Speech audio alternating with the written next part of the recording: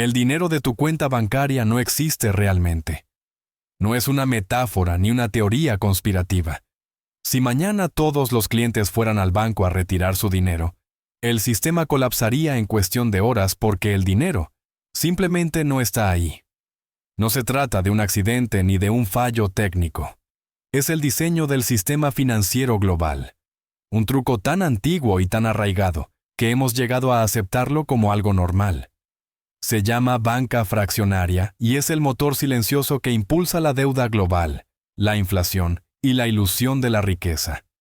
Una vez que veas cómo funciona, te darás cuenta de que el dinero en sí mismo se basa en promesas que nunca se pueden cumplir realmente.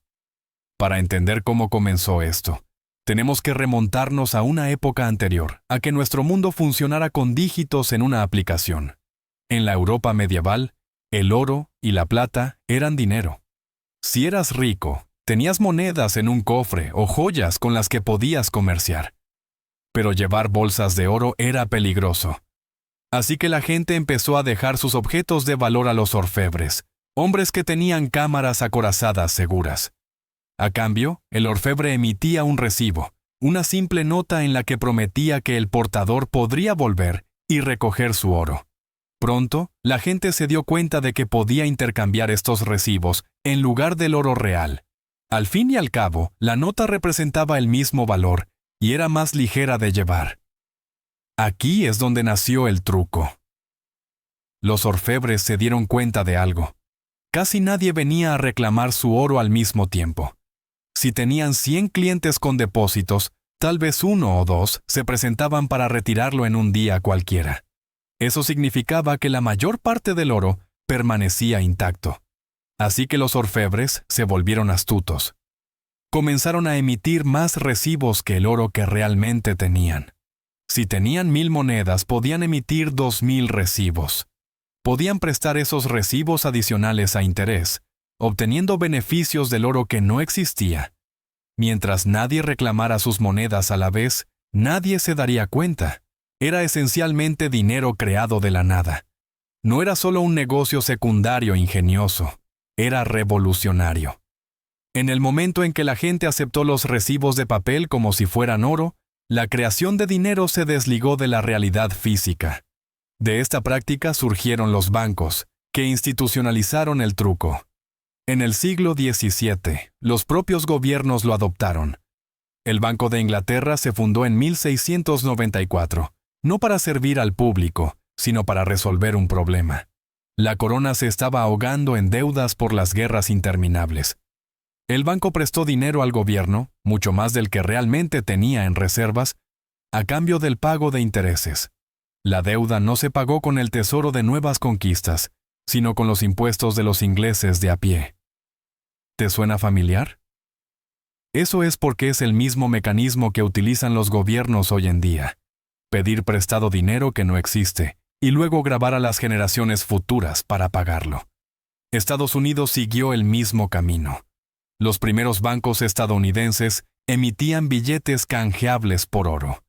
Pero pronto se dieron cuenta de que podían imprimir más billetes de los que tenían oro para cubrir. Las retiradas masivas de depósitos periódicas pusieron al descubierto la ilusión, con multitudes de depositantes presas del pánico exigiendo su dinero, solo para descubrir que en realidad no estaba allí. Bancos enteros quebraron de la noche a la mañana, y sin embargo, en lugar de abolir el sistema, los gobiernos redoblaron la apuesta. Crearon bancos centrales para respaldar la ilusión. El mensaje era claro. Aunque el dinero no exista, nos aseguraremos de que el público siga creyendo que existe. Ahora, analicemos esto en términos actuales, porque la banca fraccionaria es tan abstracta que puede parecer humo.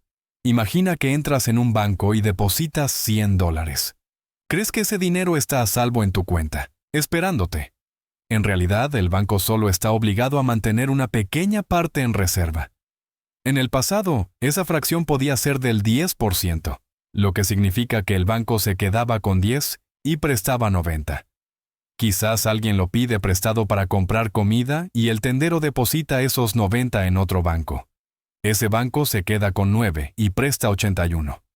Ese dinero se vuelve a depositar, se vuelve a prestar y así sucesivamente. Cuando el ciclo termina, tus $100 originales se han multiplicado hasta alcanzar casi $1,000, que circulan por la economía. Pero aquí está el truco. Solo los primeros 10 existen realmente como efectivo. El resto es deuda. Cada nuevo dólar del sistema nace como la obligación de alguien de devolverlo con intereses. Si esto te ha sorprendido, tengo malas noticias. Lo que acabo de contarte ya es historia antigua.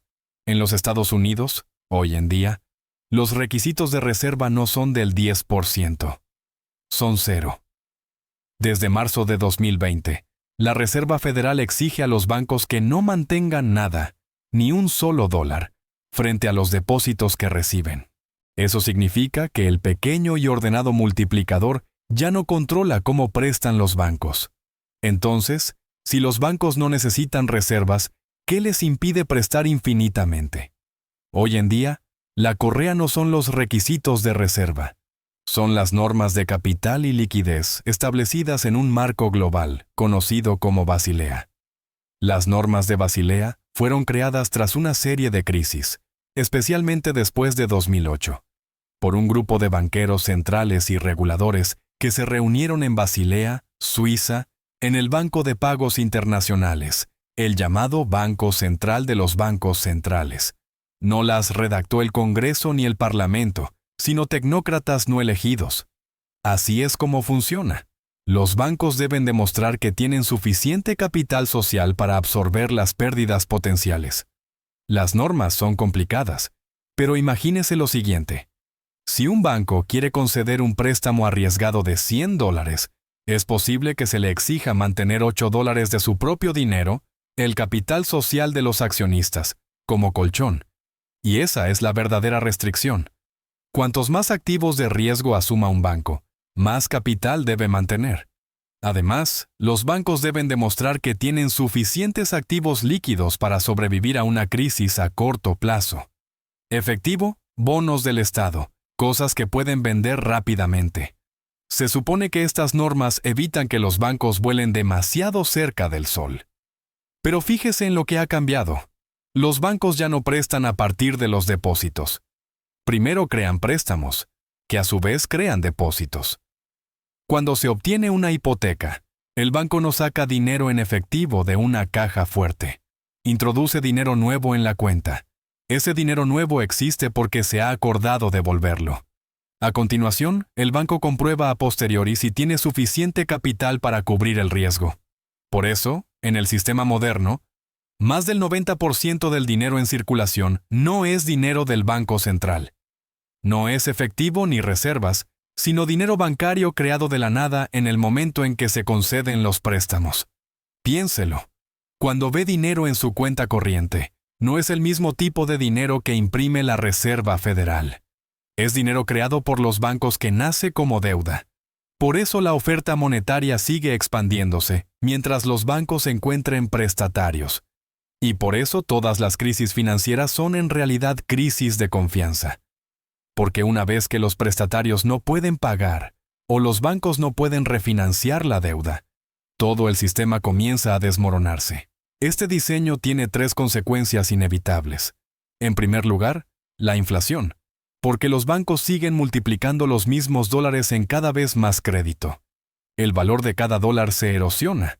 Los precios suben no solo por la oferta y la demanda, sino porque la propia moneda se diluye. En segundo lugar, la deuda perpetua. Dado que el dinero entra en circulación como préstamo, siempre hay más deuda en el sistema que dinero para pagarla. Los intereses garantizan que el balance nunca se cierre. Siempre hay alguien en algún lugar que incumple, refinancia o pide más préstamos. En tercer lugar, la concentración de poder. Los bancos cobran intereses por dinero que nunca han tenido realmente. Los gobiernos aprovechan este sistema para financiar guerras, bienestar social y rescates sin aumentar directamente los impuestos. Y los ricos, que poseen activos tangibles como inmuebles, acciones y materias primas, se benefician cuando la inflación hace subir los precios de los activos, mientras que los trabajadores normales ven cómo sus salarios pierden poder adquisitivo. Cuando esta máquina falla, la ilusión se rompe. Fíjese en la Gran Depresión. En 1929, los bancos habían concedido préstamos muy por encima de sus reservas, lo que alimentó una burbuja bursátil. Cuando cundió el pánico, los depositantes se apresuraron a retirar su dinero. Pero el dinero no estaba allí. Miles de bancos quebraron. Lo mismo ocurrió en 2008. Los bancos habían multiplicado el crédito a través de valores respaldados por hipotecas, creando una burbuja inmobiliaria basada en el mismo principio, más promesas que realidad. Cuando se extendieron los impagos, el sistema estuvo a punto de implosionar. Y una vez más, los gobiernos y los bancos centrales intervinieron, inyectando billones en el sistema para mantener viva la ilusión. Rescataron el truco porque, sin él, la economía moderna no puede funcionar. Y aquí es donde el panorama global cobra importancia. En Estados Unidos, las reservas han desaparecido. En Europa, el Reino Unido, Canadá y Australia, los requisitos de reserva ya se habían convertido en simbólicos o inexistentes. Todos ellos se basan ahora en las normas de Basilea. Mientras tanto, en economías emergentes como China, India y Brasil, los requisitos de reserva siguen existiendo, a menudo en cifras de 2 dígitos, y se utilizan activamente para controlar el crecimiento de los préstamos. Pero incluso allí, las normas de capital de Basilea están por encima, determinando cuánto riesgo pueden asumir oficialmente los bancos. No importa dónde vivas, lo que controla la creación de dinero no son los depósitos en una caja fuerte. Son las regulaciones escritas en Basilea, Suiza. He aquí la incómoda verdad. El sistema no puede permitirse que usted esté libre de deudas. Si todos los hogares pagaran mañana sus préstamos, la oferta monetaria se derrumbaría. Los bancos no tendrían nada que prestar. Las economías se paralizarían. La ilusión depende de su participación, de su disposición a pedir préstamos, a gastar y a creer que los dígitos de su cuenta representan algo real. Usted es tanto el combustible como la garantía. Por eso la historia es importante aquí. El mismo mecanismo que utilizaban los orfebres medievales para obtener beneficios se ha ampliado hasta convertirse en la base de las finanzas modernas. Y los mismos peligros siguen existiendo. Las retiradas masivas de depósitos bancarios del siglo XIX, la Gran Depresión del siglo XX y la crisis financiera mundial del siglo XXI nos recuerdan que, cuando la confianza se resquebraja, el castillo de naipes se derrumba. Sin embargo, la respuesta es siempre la misma. Redoblar la apuesta, parchear la ilusión y seguir adelante como si nada hubiera pasado. Entonces, ¿qué se debe aprender de esto? En primer lugar, que el dinero no es riqueza. La riqueza real no son los dígitos que aparecen en una pantalla. Es la tierra, los recursos, las habilidades, el conocimiento y la independencia. Son los activos que conservan su valor cuando las promesas en papel se desvanecen. En segundo lugar, que la deuda no es neutral. Es el torrente sanguíneo de un sistema diseñado para favorecer a los prestamistas, los gobiernos y los titulares de activos a costa de usted. En tercer lugar, que la inflación no es un accidente. Está integrada en el diseño. Cada año, se le pide que corra más rápido solo para permanecer en el mismo lugar. ¿Significa esto que la ruina es inevitable? No necesariamente, pero sí significa que debe replantearse su relación con el dinero. Ahorrar dinero en una cuenta bancaria no le protegerá. Confiar ciegamente en el sistema no le liberará. Construir riqueza real, cosas que sobreviven fuera del ciclo de la inflación y la deuda, es el único camino hacia la libertad financiera. La lección no es la paranoia, es la conciencia. Si tu dinero nace como la deuda de otra persona, entonces tu libertad depende de salir de esa máquina. La historia no se repite, pero sí rima. Los orfebres de la Europa medieval, el pánico bancario del siglo XIX, la burbuja inmobiliaria de 2008, todos son ecos de la misma historia. Un truco que multiplica las promesas más allá de la realidad y un público que cree hasta que creer se vuelve imposible. Y no te equivoques, Esta historia no ha terminado. Todas las grandes crisis financieras que hemos vivido nos recuerdan que la estabilidad del sistema no se basa en el oro ni en la productividad, sino en la confianza. Y la confianza es lo más fácil de perder.